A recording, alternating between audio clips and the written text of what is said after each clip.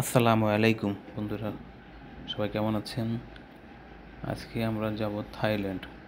তো এখন আছি ঢাকা আন্তর্জাতিক শাহজালাল বিমানবন্দর। এখন ভোর সকাল 5টা।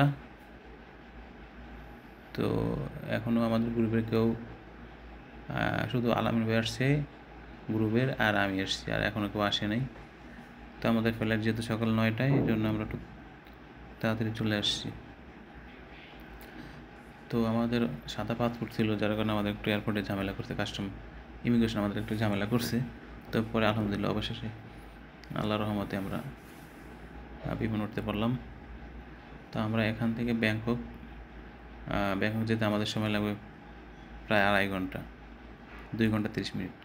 তো ব্যাংকক থেকে আবার আমাদের রাত 9টায় আবার ফ্লাইট আছে ফুকেট।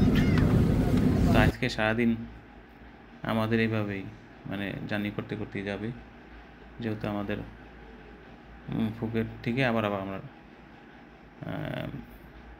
ব্যাংককে ব্যাক করব।